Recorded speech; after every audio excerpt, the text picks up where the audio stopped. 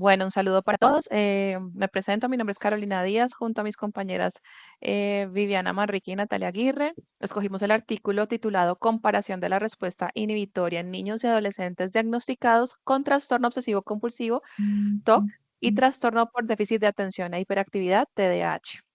Se ha identificado que estos trastornos del neurodesarrollo, tanto el TOC como el TDAH, se caracterizan por manifestar variedad de alteraciones cognitivas y estas alteraciones se evidencian específicamente en el área ejecutiva. Estamos hablando de la pérdida de la capacidad de iniciar, mantener o terminar actividades.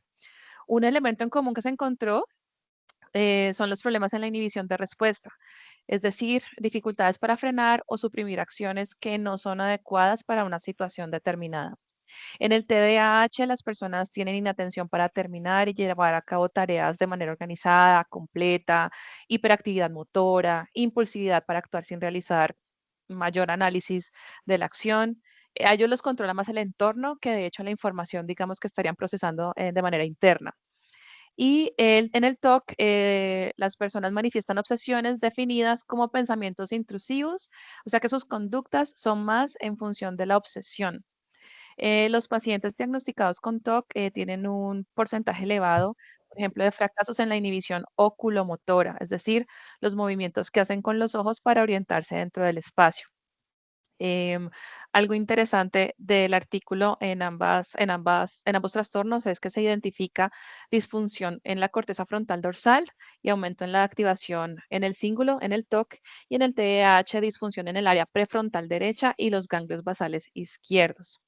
En tareas como Go, No Go, se presentaron las siguientes situaciones. En pacientes con TOC había menor capacidad inhibitoria versus las personas sanas. Entonces, esa inhibición también se notaba también un poco conectada más con la ansiedad que con el trastorno como tal. Y en pacientes con TDAH había una reducción significativa de la onda N2. Se causaba un sesgo hacia los estímulos Go y digamos más conflicto en la inhibición motora. Esta onda N2 se asocia completamente con procesos de atención, toma de decisiones y detecciones de errores en el cerebro.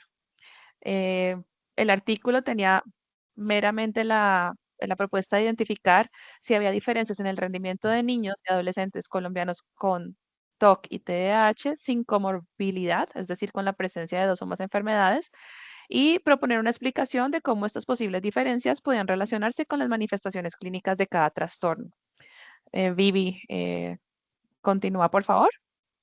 Listo. Bueno, ya para hablar específicamente del método que utilizamos en esta, en esta investigación o que nos menciona aquí en este artículo, vamos a hablar de que los participantes fueron eh, adolescentes entre los 10 a los 19 años, diagnosticados bien sea con TDAH o con TOC, por sus especialistas. ¿Listo? Se utilizaron diferentes test. Vamos a profundizar en dos, que fueron los principales. El test de Stroop de colores y palabras, el cual consiste en mostrar una figura de un color, pero dentro de esa figura va a tener un texto con el nombre de otro color. Por ejemplo, un cuadrado rojo y adentro hay un texto que dice azul. Esto nos ayuda a evaluar la capacidad de atención selectiva y el control inhibitorio, el cual pues se mide tanto por la lectura de palabras, identificación de colores y la interferencia. ¿Listo? Entonces, pues el participante debe identificar el color de la figura, más no el color de la palabra o en caso contrario.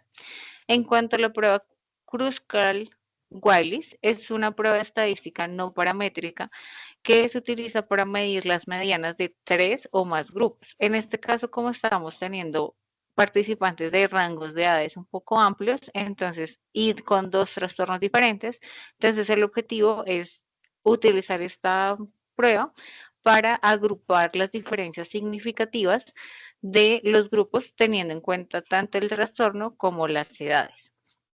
¿Cómo se lleva a cabo? O sea, el procedimiento como tal es primero pues firmar el consentimiento informado por parte de los padres, luego se aplican las pruebas, luego se realiza el informe y finalizamos con el análisis estadístico de las que nos arrojan las pruebas aplicadas.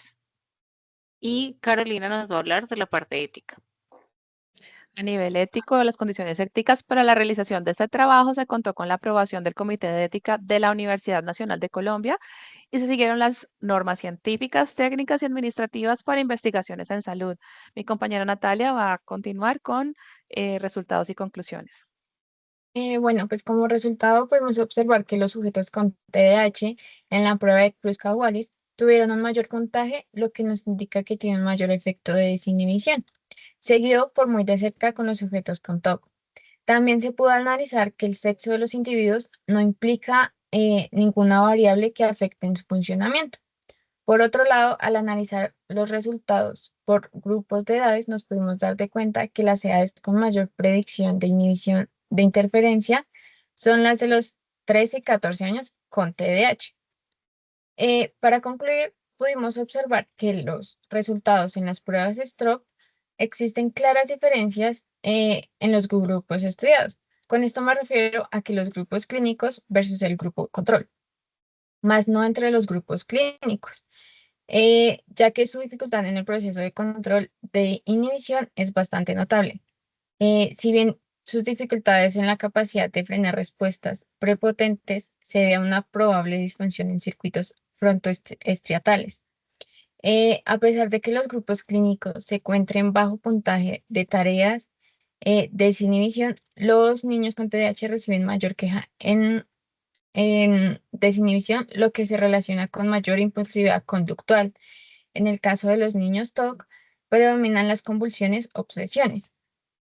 Las características de impulsividad y convulsión se comportan de manera diferente.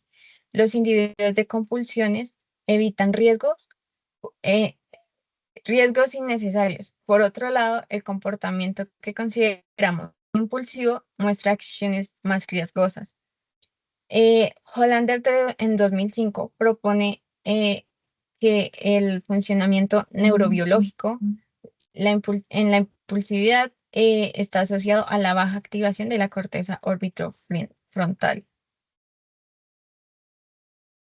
Listo. Y ya para terminar esta presentación, hacemos mención que en la segunda página del póster vamos a encontrar un gráfico donde nos muestra la relación de las edades y de los trastornos que se evaluaron y las referencias que utilizamos para realizar este póster y la explicación en este video.